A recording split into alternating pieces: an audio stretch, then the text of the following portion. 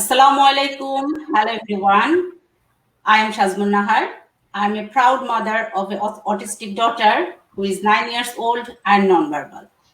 Today, World Autism Awareness Week, Day 1, 29th of March 2021.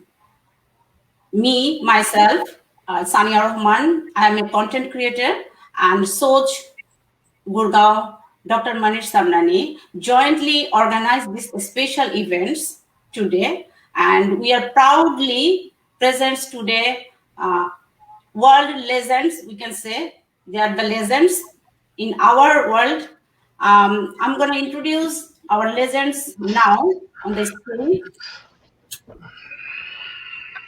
We have with us today Dr. Temple Gandin.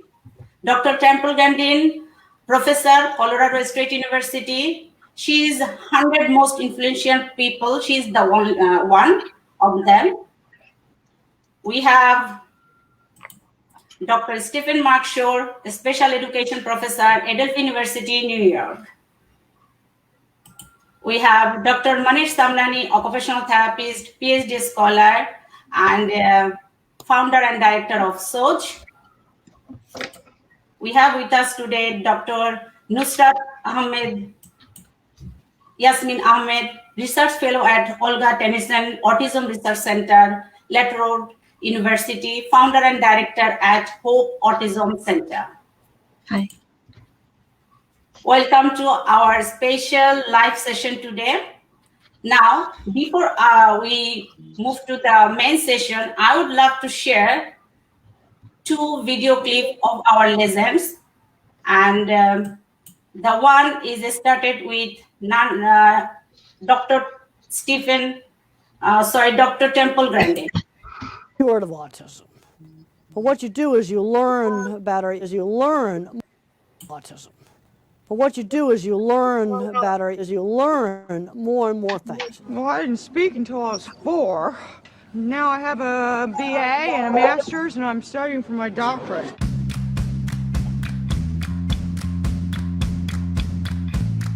I can remember the frustration of not being able to talk. I couldn't get my words out. My speech came in gradually, a few words at a time. When I was a little kid, I was very autistic, nonverbal, rocking. You know, that's the kind of kid they just put away in the institution. But I had a speech teacher that worked really hard with me, and I can't emphasize enough the importance of young children getting early intervention. You got a 2-year-old or 3-year-old with no speech, don't wait. High school was absolutely worst part of my life. Teasing, teasing, teasing. I got kicked out of school for throwing a book at a girl, teased me because, you know, teasing really made my life miserable. And the only places I could get away from teasing was the specialized activities. Things like horseback riding, electronics lab, model rocket club. The line was drawn in the sand. I was not allowed to become a recluse in my room. I had to get out and do things. I'm always kind of baffled at just how illogical people are in their thinking. I'm very logical in my thinking. But when I was younger, I didn't know that other people thought more in words. You see, I think in pictures. If I don't have a picture, I don't think. And my mind is very, very associative. Being a visual thinker, I tend to put things into categories. You see, autism is a very big spectrum. At one end of the spectrum, you got half the people at Silicon Valley. And then at the other end of the spectrum, you've got somebody who's very handicapped, remains nonverbal, is going to have to live in a supervised living situation. Really, really big spectrum. And you know, Einstein would probably be labeled autistic today in a lot of school systems because he had no speech until age 3. I'm interested in seeing something that makes real change. I've done a lot of work that's made a lot of improvements in the livestock industry, and I think I've helped a lot of kids succeed. I want to see the kids that are like me succeed. That's the kind of stuff that makes me happy. When I see the things that I do make a difference.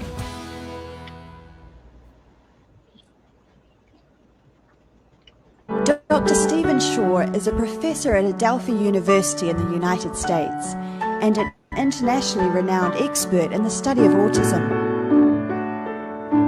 As a child, he was diagnosed with Asperger's syndrome. After 18 months of typical development, I was struck with what I call the autism bump, where I lost functional communication, had meltdowns, and withdrew from the environment. So in short, I became a very autistic little kid. Diagnosis of autism in those days was tantamount to a life sentence in an institution. And the professionals said they had never seen a child who was so sick. My parents provided what we would today refer to as an intensive home-based early intervention program emphasizing music, movement, sensory integration, narration, and imitation. I think the most important thing about my parents is that they accepted me for who I was, but at the same time recognized there were a lot of challenges to overcome if I were to lead a fulfilling and productive life. A lot of progression and development in the understanding of autism since I was a child. When I was first diagnosed, very little was known about autism. Autism was thought to be this rare psychiatric disorder caused by poor parenting and found in about 1 in 10,000 individuals. Today, the Center for Disease Control in Atlanta, in the United States, accepts an incidence rate of 1 in 50. My best advice for parents of children with autism is to see what your child's interests and strengths are. What your child prefers to do most likely relates to their strengths. It's important for parents of children with autism to realize that their child has unlimited potential, just like every child. And what our goal is, what our responsibility is to provide that support so that we can access those strengths of that individual.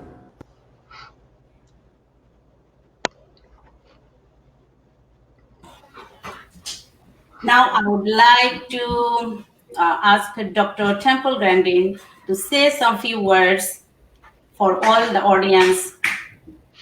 Dr. Temple Grandin. Well, it's good to be here today. I'm now a professor of animal science at Colorado State University. Been there for many years.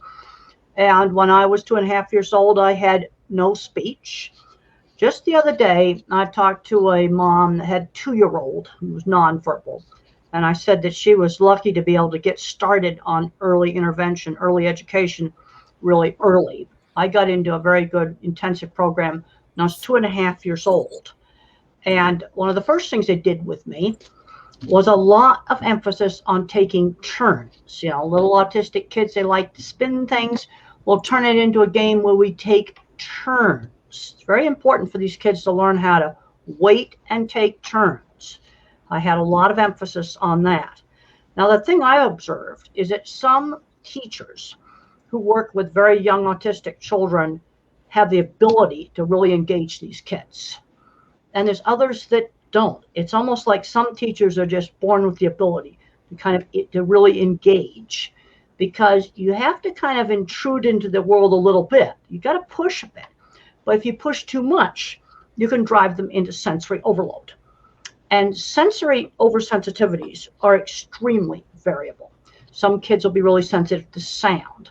Others, it might be sensitive to certain kinds of lighting that appears to flicker. Little autistic kids, I'm talking 2 to 4 years old. If they're not talking, they need 2 to 3 hours a day of a teacher working with them one-to-one. Now, there's a lot of people out there charging a lot of money for expensive programs. That's not, you don't necessarily have to do that, but you have to have a teacher that kind of has the ability. And I've got a book called The Way I See It right here. Parents, grandparents, volunteers, whatever, can work with these little kids. Now, here are some tips. When the grown-ups talked very fast, it went into gibberish. I heard like blah, blah, blah, blah, blah, blah. But when the grown-ups and the adults slowed down when they talked, then I was able to understand. So slow down when you talk with these kids. You also need to give the child time to respond. The processing speed of the brain is slower. Got to give them time to respond. You know how when you're trying to get a web page up on your phone and you only have 1 bar of service, it takes time to load the web page? Well, this is the way these kids are. You've got to give their brain time to respond. Really important. Now, if you're in a situation where you have a little kid and you're going waiting 6 months for diagnosis, or you're waiting for this, don't wait. If you have a young child who's not talking, you need to start working with them right now and get a person who has the ability to engage them, starting with turn taking. Then you start teaching them words for their favorite things, toys or food. Slow down. My speech teacher, she would hold up a cup and she'd go cup, and then she'd go cup-pa, where she'd alternate back and forth between saying it the regular way and saying it really slowly, cup-pa, where she enunciated those hard consonant sounds. So these are just some tips. So you've got a 2 or 3 or 4-year-old that's not talking, the therapy is pretty much the same, whether it's labeled autism or something else. You want to work with that kid now and try to get them talking.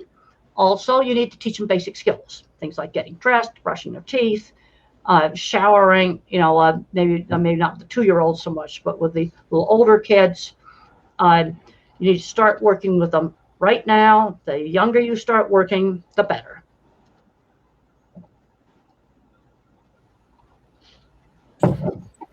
Thank you so much, Dr. Temple Grandin. Now I would like to say something. Dr. Stephen Marshall, please, if you say something for us.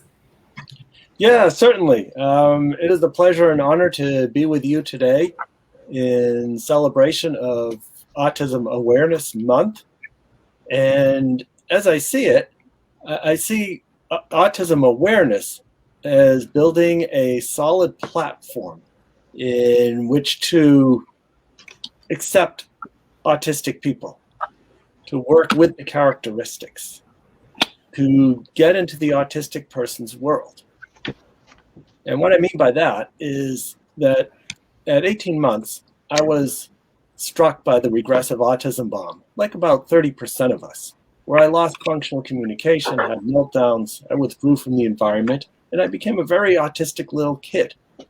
There was so little known about autism in those days that it took my parents a year to find a place for diagnosis. And when they did, the doctor said, "This kid is too sick, send him to an institution." Well, fortunately, my parents, they advocated on my behalf, like we're seeing increasing numbers of parents do today. They advocated on my behalf and convinced the school to take me in about a year. And that is important for parents to do, to advocate for their children, to get them the supports that they need. So what did my parents do during that year?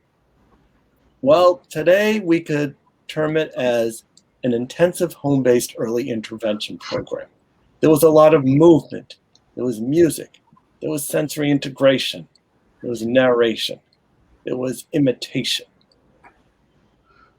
At first, my parents tried to get me to imitate them. And imitation is a time-honored educational strategy. However, perhaps due to a difference in mirror neurons, many young autistic children don't imitate. So then my parents flipped it around and they imitated me. And once they did that, I became aware of them in my environment, and they were able to move me along. And I believe the key implication is that you have to meet the autistic person where they are. What is interesting to that person? So if, for example, as Temple talks about, if the autistic person is interested in drawing horse heads and that's all they do, that's where you start. However, it is important, as Temple commonly says, to stretch that person. Why don't you draw the entire horse, or draw the horse in a stable? And my parents, with me, I was making autistic sounds, I was flapping my hands. That is what they did until I recognized them in my environment, and then they were able to move me along. And they got it to a point where speech had begun to return at age 4. At age 4 is when I developed my first, you might say, autistic interest. I was found by my parents taking apart a watch with a sharp knife. I'd pop open the back, I'd take out the motor, I'd remove some of the gears, I'd spin them around, and put it all back together again. The watch still worked, and there weren't any pieces left over. My parents, upon noticing this, soon provided all kinds of other devices to take apart, and they'd sit with me and make sure I got them back together again. And that is an important thing for parents to do, to ask the question, what is my autistic child interested in? What is it that grabs them? And that becomes a key in which to establish that relationship. And then from there, you begin to move on. So even at that early age, possibly it could have looked like that I could be a watchmaker or a watch repairman. I would have needed a lot of support. At least at that time, it looked like I would have needed a lot of support in communication and living as an adult, but at least this was something that I could do. So my advice to parents is to observe your child on the spectrum. See what they like to do. How do they spend most of their time? And that leads to keys and to pathways in which to promote further development. Thank you so much, Dr. Stephen Maxwell, full advice for us. Now I would like to invite Dr. Manish Samnani to say something about Soch and our today's live session. Dr. Samnani, please. Thank you so much, Shazmun, and you are indeed doing a wonderful job of making awareness and so many other activities on your platforms. And you have wonderful initiatives, and they are somehow working for the whole community. I have been following up. I have been participating in all these programs. So welcome, Dr. Temple Grandin and Dr. Stephen Shore, on this yet another program that I wanted to do with you for a community which is so closely connected to us, and we are indeed collaborating with parents organizations such as the Sanya Autism Group. They have a wonderful fan following. They are doing some amazing work, and which is of a global nature, not just for UK and Bangladesh, but they are doing amazing work for the whole of a global perspective. Autism awareness can only be done by connecting more, by networking more, by bringing the people together. And that's what the intention of this program is today, is to through the platform of Soch, which is a multidisciplinary setting in Gurgaon, India, working since last 14 years as a private setup, with a lot of programs which are specially curated, designed for the diverse needs of children with autism and other developmental difficulties. So we are very proud to have a very good professional team, which is from multiple domains: occupational therapy, special education, speech, psychology, and physiotherapy for children with developmental difficulties. And I am in fact very happy today. And today is a colorful festival of Holi here in India. And may this colorful festival of Holi bring in the colorful and happiness and hope in all the lives of children, parents, and families that are connected with us in this program, and also otherwise. So one more time, welcome all of you, and we can start and take the program forward. Thank you so much, Dr. Samnani, and it's your holiday, and lots of wishes for you. And it's for Muslim community, it's Shab Barat tonight. So I would like to wishes all the good things for our Muslim community as well. Now I would like to invite Dr. Nusrat Yasmin Ahmed from Bangladesh. Please say something. Thank you so much. I must say it is an honor to be here today with all the great people. So I would just share briefly about my experience while working with children and families with special need, especially with autism. So Yeah, from what Dr. Stephen Shore said and Dr. Temple Grandin said and also Manish Samani said, um, all of them are trying to focus on one thing that, and I would just reflect on what they said before. Like here for Bangladeshi parents, we are not here, or you are not here to cure autism. Rather, we have to accept autism and try to develop our children's social communication. Saying that, what I have seen in Bangladesh, as we all know, that children with autism have two different domains, right? Like on one hand, they have difficulty in social communication. And on the other hand, they have got some repetitive behaviors, like as Steven said, like they may flap hands, they may spin the wheel of a car, like something like this. They also have specific interest around things like, it can be thread, it can be car, anything. So, as I said, like we are not here to cure autism, right? So rather than when we are talking about young children, rather than trying to stop those repetitive behaviors first you try to actually focus on enhancing their social communication. As Dr. Temple Grandin said, as Dr. Stephen Shore said, that their therapists first started working on their social communication, like turn taking, imitation, those things. What happens actually, if you initially, when the child is very young, rather than enhancing his or her social communication, when you try to stop the behaviors that looks odd to you, like flapping hands or rocking back and forth, so when you try to stop those things, the main thing that the trust, the relationship doesn't, you can't build the trust and relationship. So if you cannot build that, how would you encourage the child's development? So coming back again, like from Bangladeshi parents' perspective, what I have seen are like they try to focus more on the repetitive behavior side. As soon as they know that their child has autism or might have autism, the first thing they do is trying to stop their repetitive behaviors.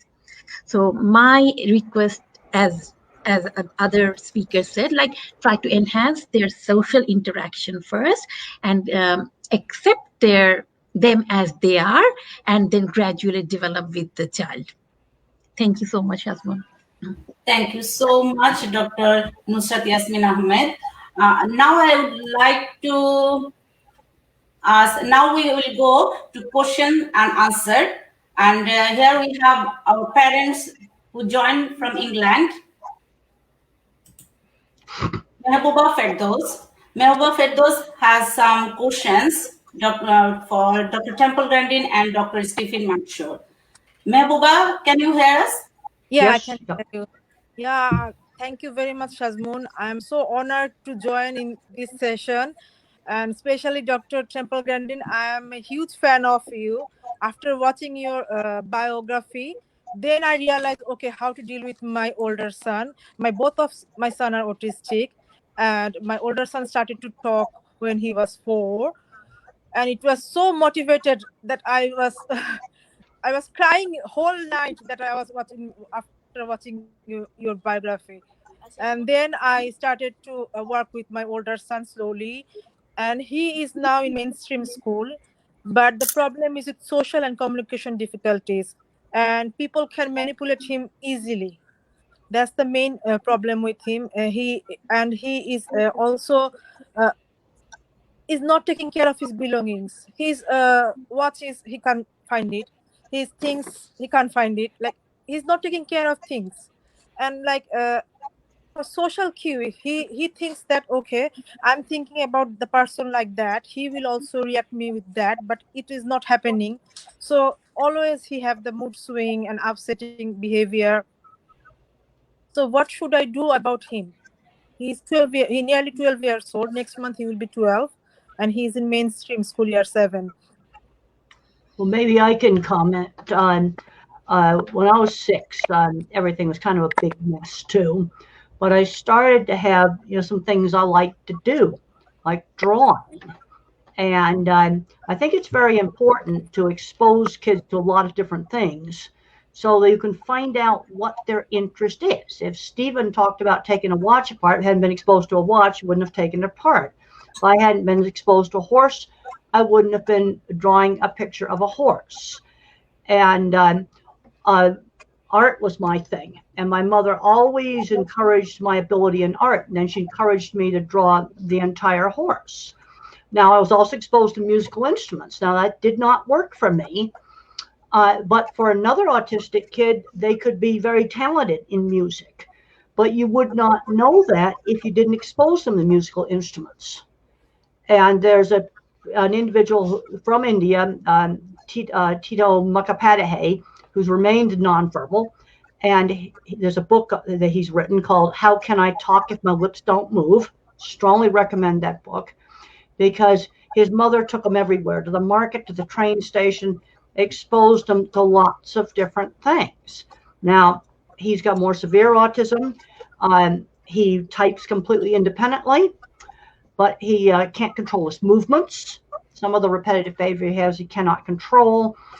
Visual system is malfunctioning, even though the eyes are fine. Images are breaking up. But there's different people with autism, the fully verbal ones, tend to be good at one thing, bad at something else. And for me, I was good at art. I'm a visual thinker. I think in pictures, and I've talked about that in my book. Thinking in Pictures, I've talked about how I think in pictures. Now, you might have another autistic child that's good at music, and he might be really good at mathematics, but you don't know unless you expose them to musical instruments. You expose them to mathematics, and you might have a little autistic kid that's fully verbal, that's good at math. Maybe you need to expose him to computer programming, because maybe he could do it, but you don't know if you don't expose them. You know, I think this is a really, really important thing.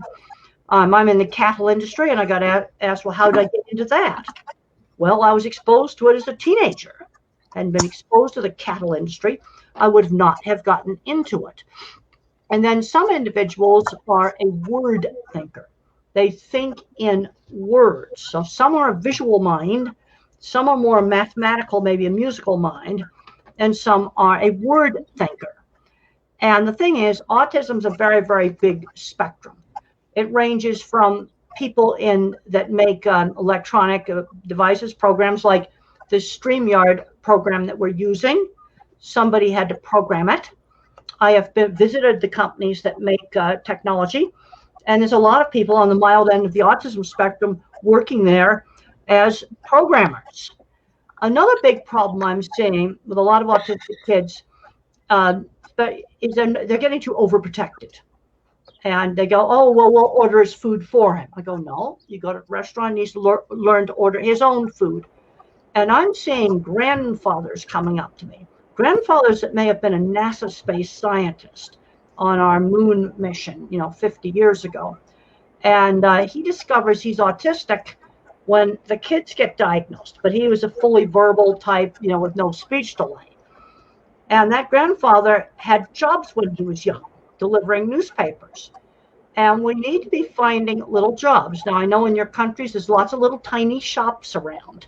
And these little shops would be very good places for 11-year-olds to start learning some work skills. Come and help out in the shop, whatever it is. Find something that would be safe, and start learning some work skills.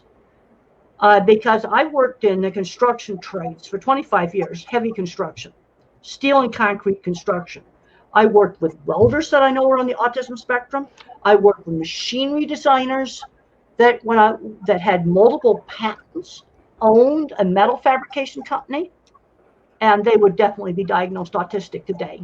You see, this is the problem. We have a spectrum that goes from the head of a big metal fabrication company or a big computer programming type of company to somebody who can't dress themselves.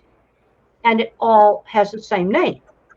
And then you have some of your nonverbal individuals like Tito Mukhopadhyay, where he can't control his movements, but he can learn to type independently. So I'd strongly recommend with a nonverbal 6-year-old, it's time to, or 9-year-old, to introduce typing. And one of the easiest things to learn to type on is a tablet with text messaging software on it.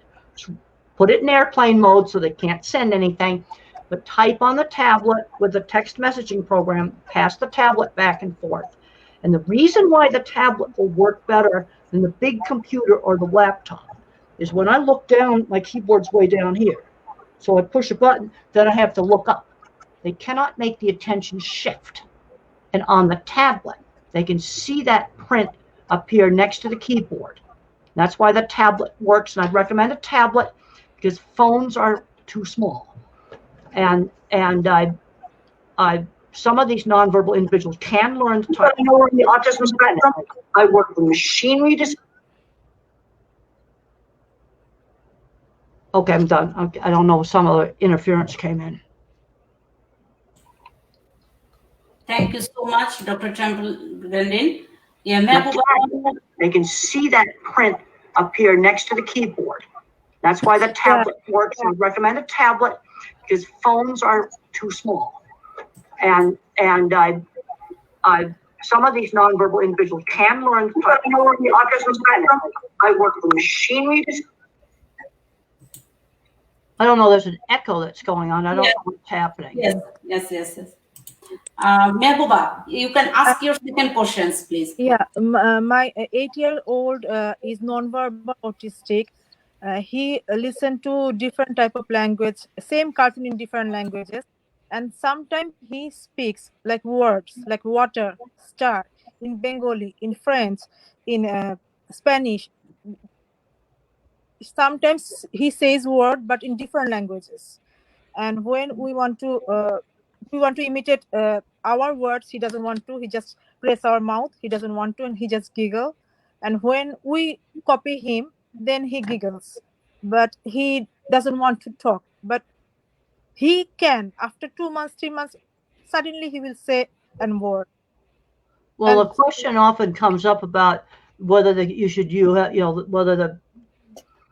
just one language or maybe more than one language. A lot of these kids can learn. Well, at school we talked one English maybe, and at home we talk your language.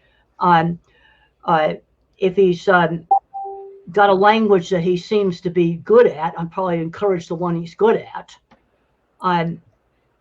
But the old way of thinking was only use one language. Now the new way of thinking, these children can learn multiple languages. And if the family's in a situation where you need to use more than one language, just go ahead and use it. And then they may learn at home, I speak this, at school, I speak this. They can learn that.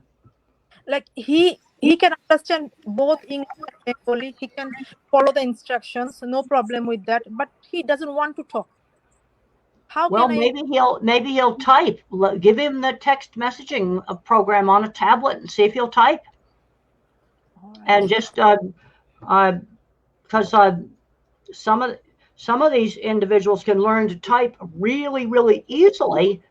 And another advantage of the tablet is it's easy to pass back and forth. I went to a disability conference at one of our major big corporations, and I went to dinner with a man that was deaf, and I don't know sign language. We passed my phone back and forth, and that's how we talked. Now, he could type on the phone, and we just passed my phone back and forth, and we didn't send the messages.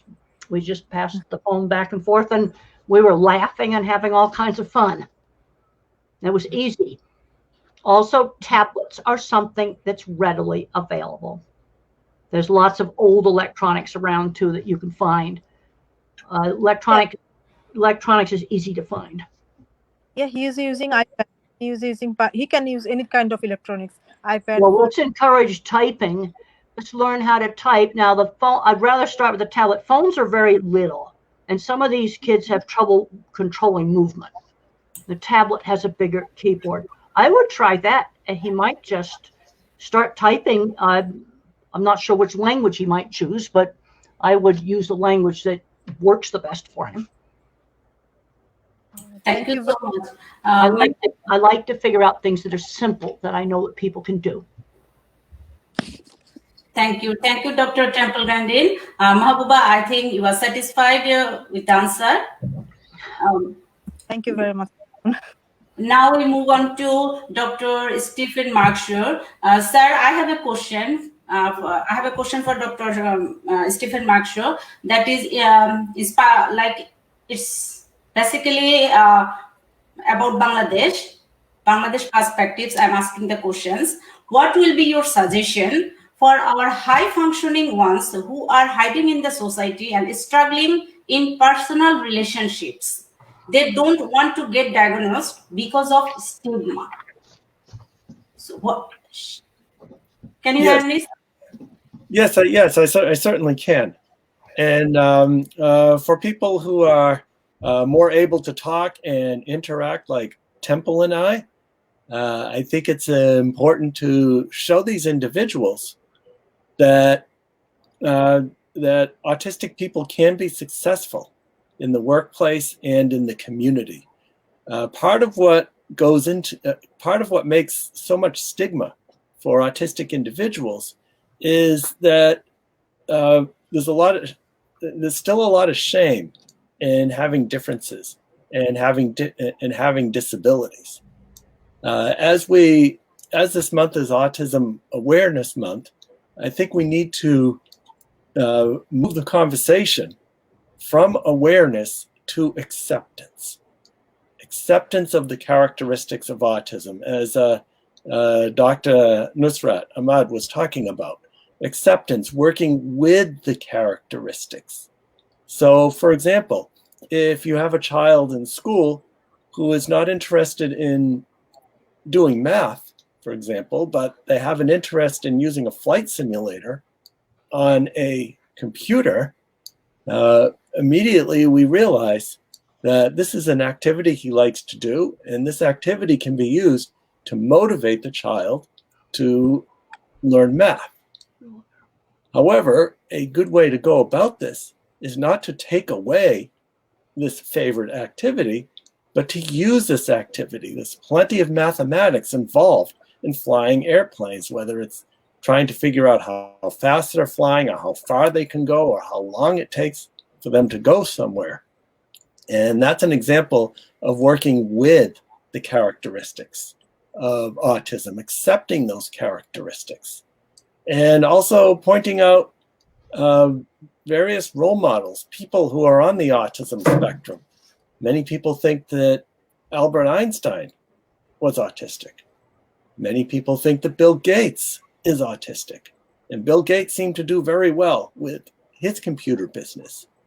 So in other words, focusing on the strengths, focusing on the abilities, and asking the question, what can the autistic person do? I want to make a comment on shared interests. Okay, how do you get social? I was bullied and teased as a teenager, and the place where I had friends was shared interests. And for me, it was horses, electronics, and model rocket club. Another child, it might be Star Wars movies. One teacher started a Star Wars club, and that got friends for this autistic kid. Friends through shared interests. It could be a chess club, a math club. It could be cooking. It could be woodworking. It could be many, many different things. It could be playing in the band. I know of several kids with autism in high school. They went in the school band in music, and that was a shared interest. Friends through shared interests. I think that's really, really important. And Temple is absolutely right. And my parents, seeing that I was interested in bicycles, they got me involved in a bicycle club, and I made many friends outside of school in that bicycle club. Music, also an interest of mine, as Temple suggested, making friends in the band. For me, middle and high school was actually better than elementary school, because middle and high school is where you start seeing courses, clubs, and activities based on particular interests. And I joined that band. And now I had that structured activity in which to mediate my interactions with others. And it's these interests in these groups that can lead to areas of vocation or employment or avocation. And I spent many years studying music. And for a while, I was a music professor before I started getting more interested in special education and autism and changed to becoming a professor of special education. I want to make a comment about this question that's appeared here on the bottom of the screen about an 8-year-old jumping with severe behavior issues. First of all, that behavior issues is too general.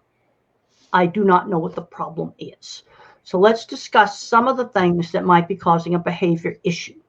And the first thing you have to look at is sensory.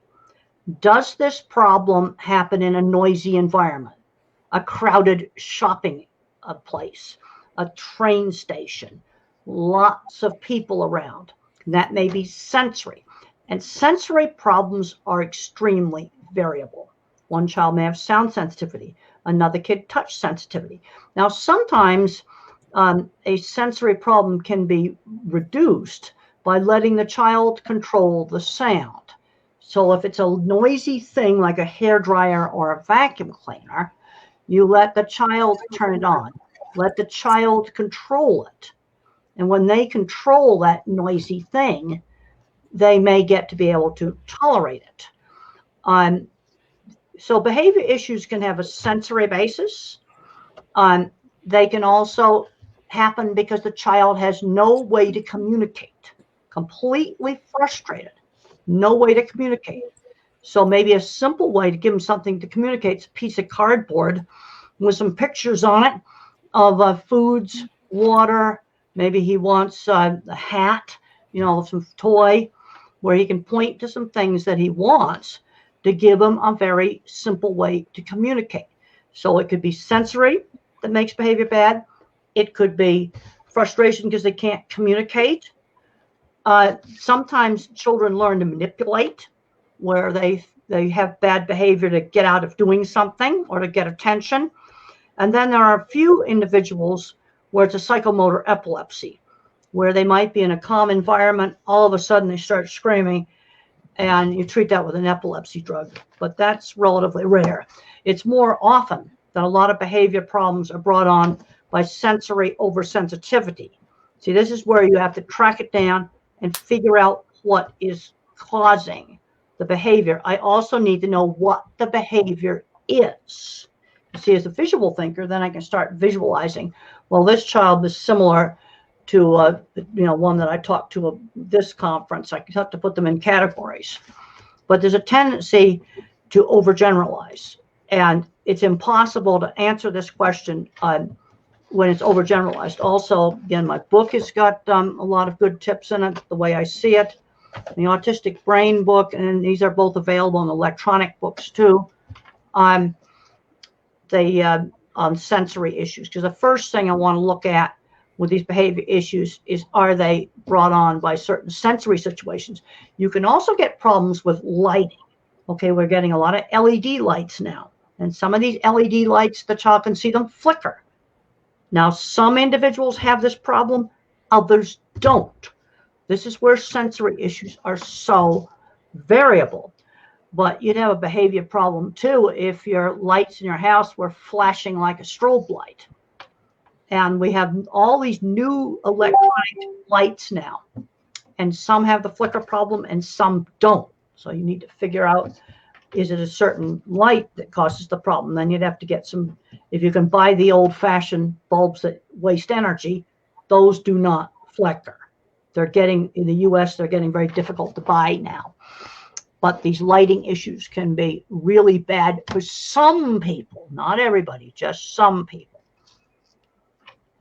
Temple is absolutely right, and you have to be a bit of a detective. And in order to be a good detective, you have to look for some very specific things. So what is happening before a challenging behavior occurs? And if you could determine what that trigger is, often referred to as an antecedent, what is the trigger of that behavior? Then that will take you a long way into finding some specific answers. I want to make a comment on another question that just came up on the chat. across the bottom of the screen. I'm seeing some really bad problems with kids on the autism spectrum getting addicted to video games where they're doing nothing else. And we've got to get that under control. Now, I also noticed on that, caption that came across the bottom that the child knew how to do coding. Well, I'd encourage the computer coding. Let's teach them JavaScript. That's what makes Minecraft work. Let's learn, because that can turn into a job skill. Take that and expand the coding. That I'd encourage. But the thing I'm seeing is I'm having parents come to me and their child is now 22 and all he does is play video games all day, or using that aircraft simulator all day is also not acceptable. Now, some of these individuals that have been really bad video game addicts are often visual thinkers like me. I don't have any of that stuff in my house. I just saw the new Microsoft aircraft simulator. I would love it. I'd be afraid to get that. I'd be playing it all day. That's all I'd be doing, because I'd want to do every kind of aircraft. It has real air traffic control. I'm kind of an aviation geek. It's probably better for me not to have that, because it would just be too addictive. But some of these kids that are addicted to video games can get weaned off into mechanics. There's been 3 cases where very, very severe video game addicts went into car mechanics, or they could go into airplane mechanics. And these were adults, young adults, fully verbal, 8 hours a day, 10 hours a day of video games, all they did. And they started teaching them how to fix cars. And one of them now is fixing trains for the railroad, and they love him because he's so good at fixing trains. And you have to replace that video game playing with something else. But I'm seeing some really bad outcomes with this. It's like go into the bedroom and play video games all day, or get out and have a life. And this is the other reason why I'm pushing for teaching work skills early. In both of your countries, you have lots of little shops. And I have been, and I've seen those little shops, and I think, that one right there, perfect place to put a 10-year-old to start helping out and learning some work skills. Temple is absolutely right, and when it comes to work. And it's important to start that work early, and that begins with chores around the house. And taking responsibility, maybe for making the bed or taking out the trash or feeding a pet, whatever needs to be done around the house. Because chores are very similar to work. You have to do them on a regular basis, day in and day out, whether you like it or not, and you have to achieve a certain proficiency. And then, as Temple said, by the time you get to age 10 or so, finding a job outside of the house, something that can be done in a little shop. And during my time, when I had come to Bangladesh, often I'd notice these little bicycle shops that people would set up on the side of the road. And I'd think, well, if I was a little kid, if I was 8 or 10 years old, I would have loved nothing more than to help one of those workers out fixing bicycles. And so I'm seeing a lot of good comments and a lot of good questions in the comment area. I'm seeing some people I know, such as Selena Sultana, great to see you. I see Veronica Ortiz, great to see you too.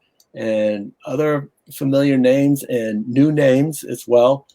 I did see a question about somebody asking about a child who doesn't talk or won't talk. And I think one of the most important things that we can give to our children on the spectrum is a reliable means of communication, whatever that is. And as Temple mentioned earlier, it could be an iPad or a tablet device, which is very good because where you type, the keyboard, and you see the results on the screen are very close together, and the autistic person doesn't have to switch attention from the keyboard, which is down there, to the screen, which is up here, because it's all in one place. It's vitally important to develop that reliable means of communication first, however that's going to be done. Now, there is a myth that if we teach an autistic person an alternative means of communication, be it an iPad or a communication board, sign language, whatever it is, that the person will be lazy and just not bother to speak. Now, in contrast, there is research suggesting that if we teach a child the meaning of language and how it works, that if speech is going to occur, it's going to occur even faster. And if that speech and talking is just never going to occur, at least we've provided that person a reliable means of communication. I see somebody asked about the importance of the use of a visual schedule for individuals with autism. And yes, they're very important. Many of us, I think most of us, are visually based, autistic or otherwise. And those visual schedules are very helpful. However, as Temple said, there are plenty of us who have different orientations, such as being focused on words or on patterns. And we need to be aware of that as well. Yeah, I want to comment on this other question that I saw on the screen about the 9-year-old shoving and pushing the 6-year-old. That's behavior that would have been some consequences for doing that. When I was 9 years old, my mother and the school worked really closely together. And if I had a screaming episode, there was no television for one night. And that rule was the same in both places. And shoving and pushing, you make it a rule. You know, you push the 6-year-old or you hit the 6-year-old. There's no video game for one day. There's a consequence for doing that. Now, you can sometimes get a behavior where it's constant, where they're just doing something constant, and it's something you've got to stop. Then you would start rewarding going an increasingly long period of time of not doing the behavior. But shoving and hurting the 6-year-old, that's something that has to be stopped. Okay, we talked earlier about repetitive behavior. Some situations there you don't stop that, but this is dangerous behavior. And I would have lost television for one night for doing something like that. Sometimes laughing for no reason. I sometimes laugh for no reason when I just see something that I think's really funny. We might be in the car and I'd see a sign that I thought was funny. So I'd laugh about it. Thank you so much. Dangerous behavior, we do have to stop that, and that's dangerous behavior. The pushing and hitting a 6-year-old. Yes. We have only 8 minutes to go, and we have to finish the live session. So we're not going to take any more questions. Now I would like to say some few words to Dr. Monish Damnani about what actually we want. We are now 2021, 29th March, day 1, Autism Awareness Day. So what will be your message for the parents and for special needs children? Dr. Monish Damnani. Thank you so much, Shazman. And I am more representing the perspective of the parents here in the Indian community, in neighboring countries, and whom we are in touch with. And it is great to have this opportunity where this part of the world can actually connect to the world where Dr. Temple, Dr. Stephen are, because that's how we can bring together, connect together, find something that can help each other. From the parents community here in India, in Bangladesh, in Nepal, Sri Lanka, where I, Dr. Temple, Dr. Stephen have done separate FB Live programs, we have always, I think, the parents are still looking for a lot of solutions. So, like Dr. Stephen said, beyond the awareness, there's a lot of acceptance required. And I think the parents in this community are still struggling, still looking for solutions. They may have understood the condition. They have understood the areas of difficulties, but they are still looking for interventions. They're looking for access to these interventions. They're looking for information and knowledge on the right kind of interventions that they should be availing, that they should be looking forward to. There's too much of information also sometimes that creates a problem, because there are a lot of information that are not evidence based, that are not proven, and but they still are running around the people, and it is difficult for a parent to himself decide, what does my child exactly need, what is it that he should be actively doing an effort towards out of these myriad informations or interventions. What is the best solution, best practice that they can follow? I think that's still a big question here in our community. The second thing that I would like to say on this occasion, and also representing the parents, is we say, we need to empower the mother, we need to do awareness program for the mothers, we need to include the mother in the intervention and therapy. I think the mom already has so many things to do. I think the mom's plate is already full. There is a need to focus on the family based intervention and not just mom based intervention. I think that's important, because it's a perspective that is still to be received here in this community, still to be kind of understood, how the family would be the center of intervention rather than only the child and the mother. And the third thing, of course, in this population is still about, with this pandemic situation, with this coming up of difficulties in really being together in one place, we are still struggling with those children who were into an inclusive setup. How would they continue to gain the benefits of inclusion, the benefits of just having a social emotional growth? We are not really very concerned about the academic aspect, but the social emotional, which is true for any other regular child as well, I'm sure. But the schools still being shut beyond 1 year, it is still to be answered or find out some solutions to how technology can help in inclusion. With that, I would like to close my. Somebody asked how people could contact me. I do have a website, templegrandin.com. templegrandin.com, and it has lots of information on it too. And any information that's on templegrandin.com, I give you permission to translate and use. Thank you so much, Dr. Temple. Thank you so much, Dr. Samnani, for your very, very useful message for us. Now I would like to say something. Dr. Nusrat Ahmed, please, could you please say something, like your message? What could be your message for us?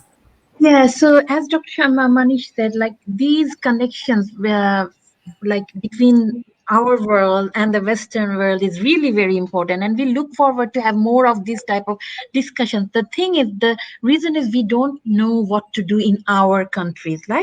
We have, especially in Bangladesh, the language barrier is so much.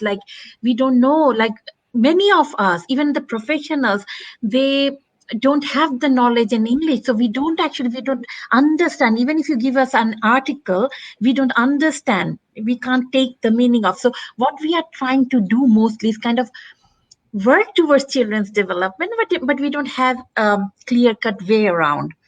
So on one hand, we need to know what will work for our children.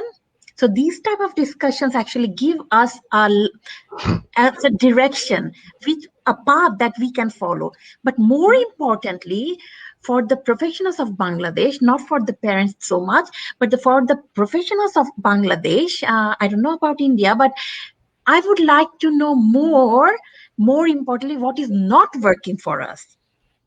If we don't know what is not working for us, how will we actually tailor the interventions that are used in the Western countries? So because we are when everyone claims that they are getting a good result, that creates a question: what's wrong?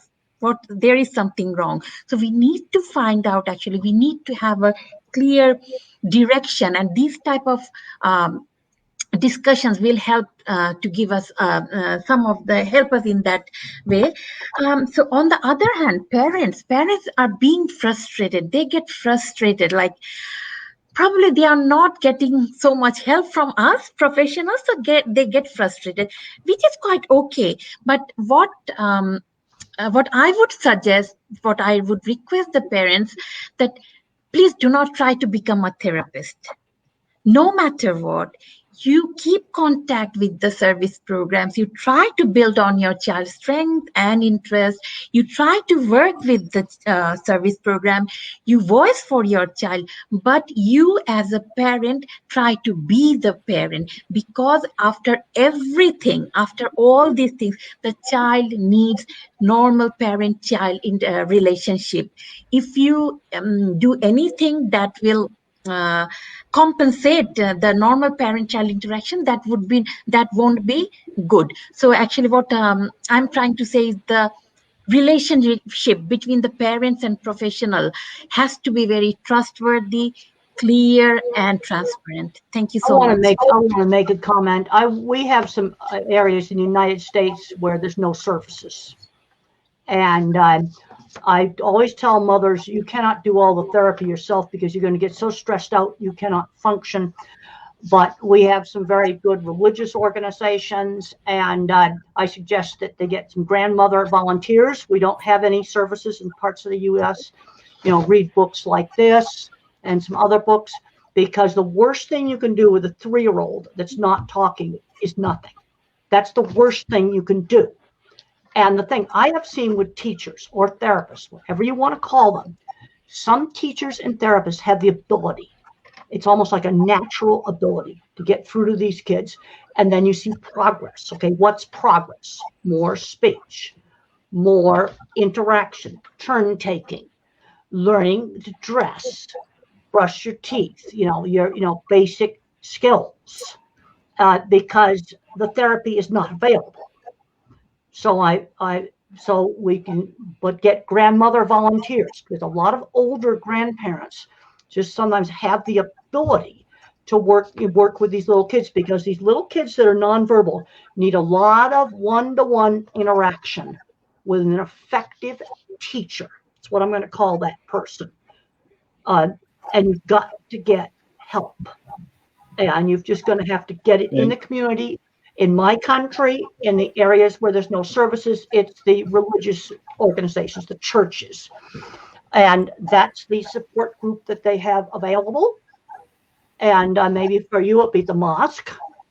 You get some grandmothers from there, because the science is very clear on this. The worst thing you can do with a 3-year-old that's not talking is nothing.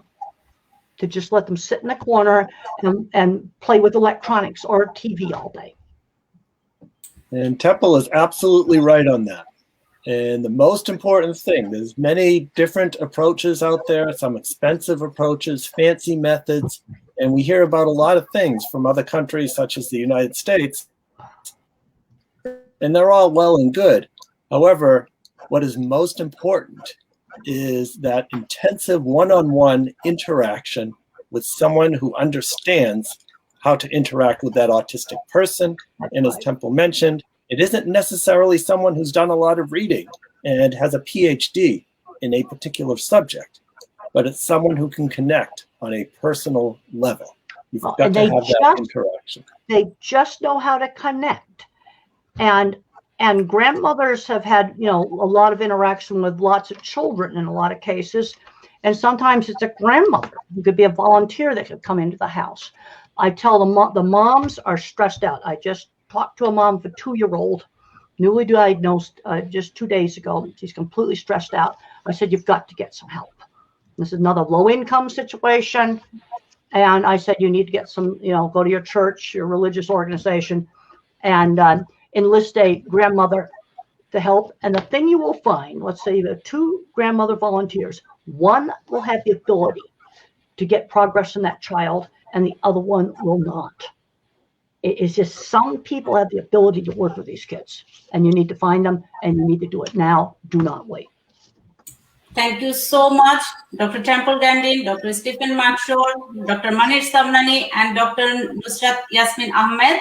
Thank you so much. Hopefully, we will have you in future more, because you can see we need you. We parents, we need you all. Hopefully, you will come our show again and again. And thank you so much for today. And Dr. Shamnani, if you want to say some last, we are finishing. So on behalf of Soch and Sania Rahman, hopefully we will do more in future session like this. What will you say, sir? I think to conclude, I must say that this program has completely lived up to the expectations, the objectives that this program had, and that was about making autism community come together.